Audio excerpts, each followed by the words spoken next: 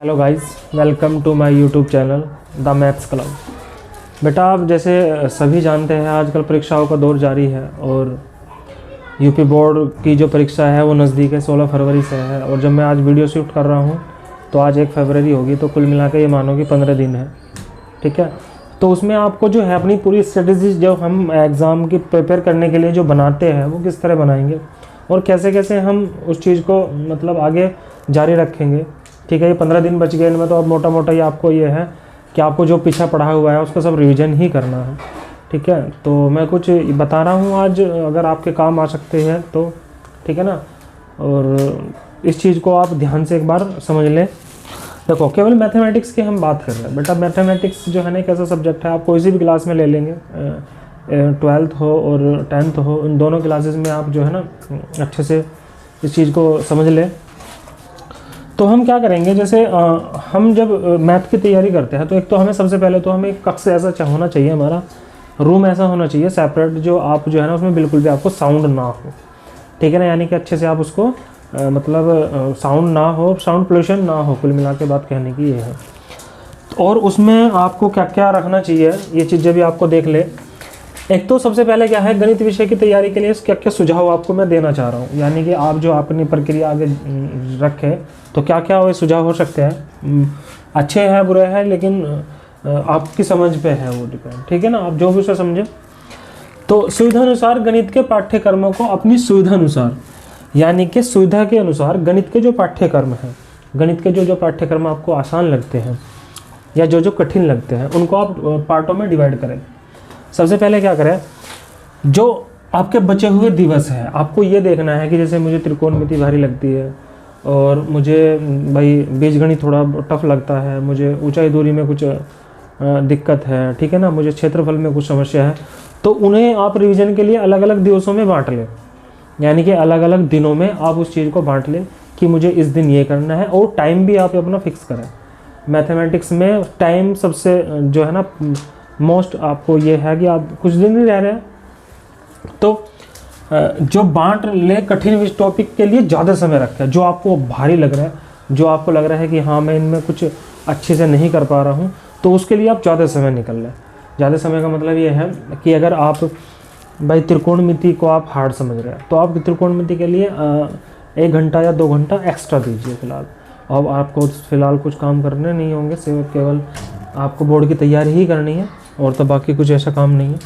तो कठिन टॉपिक के लिए ज़्यादा समय रखें और आसान टॉपिक को आप आसान मतलब कुछ कम समय रखें या थोड़ा बहुत समय उसे दे लें। ये आप ध्यान में रखेंगे इस चीज़ को। तो पहला पॉइंट तो ये था कि आप उसे दिवसों में बांट लें। दूसरा क्या है, अध्यायवार सूत्रों की सूची बनाकर, ये मोस्ट है।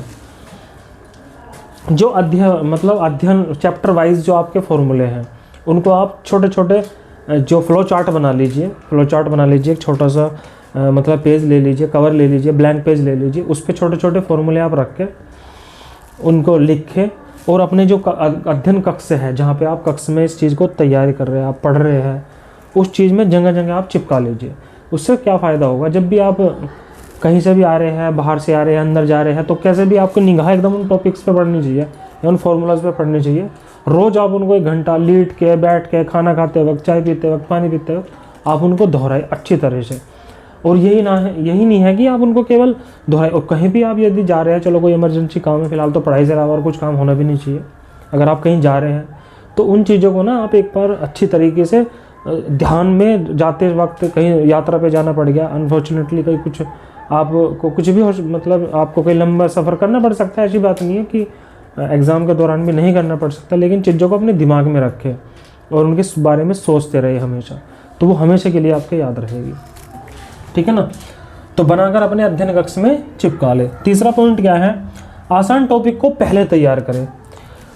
जो आसान आपको लगता है, भाई मुझे लगता है सांख्यिकी आसान है, प्रायिकता आसान है, प्रायिकता तो इस बार यूपी बोर्ड में है नहीं, उसको तो आप छोड़ ही दीजिए। आसान लगता है रचनाएं हैं, तो उनको आप आसान लगता है तो उनको क्या करेंगे, उनके लिए आप ज़्यादा से ज़्यादा समय निकाल लें, ठीक है। उनसे क्या होगा, आपकी मजबूत, उन पर पकड़ आपकी मजबूत होगी, और पकड़ मजबूत होगी, कहीं से भी कोई भी क्वेश्चन आ जाए उनसे रिलेटेड, कहीं से आपका कोई सा भी क्वेश्चन यदि आ जाता है तो आप उसको, ये है कि आप उसको छोड़ेंगे नहीं, उसको करके ही जाएंगे। ये आपको फ़ायदा मिलेगा। आसान टॉपिक को पहले क्लियर करें। चौथा है परीक्षा से पूर्व पाठ्यक्रम की पुनरावृत्ति एवं उनके टॉपिक्स प्रश्नों का अभ्यास करें। जो पुनरावृत्ति होती है, एक लास्ट में एक चैप्टर होता है, हर प्रश्नावली के बाद एक प्रश्नावली होती है, उसका आप रिवीजन करें। और जो पुनरावृत्ति होती है ना, जो आपने पीछे पढ़ा हुआ है मोटा मोटा सा, उनके हर एक चैप्टर वाइज होते हैं, उनका रिवीजन आप करते रहे। एक एक दो सवाल रोज़ आप अपने प्रक्रिया में उनको लेते रहे, जिससे क्या होगा कि आपका पुराना रिवीजन भी साथ साथ चलता रहेगा। क्योंकि मैथमेटिक्स में ऐसा नहीं है कि आप एक टॉपिक को पकड़ के बैठ जाओ या एक प्रश्नावली को पकड़ के बैठ जाओ, उतना समय आपके पास है नहीं। तो आप हर चैप्टर का एक एक सवाल, दो सवाल आप रोज़ ये करें कि आप रोज़ उसको निकालते रहिए, ठीक है ना। तो उससे आपको सारे टॉपिक्स क्लियर होते चलेंगे।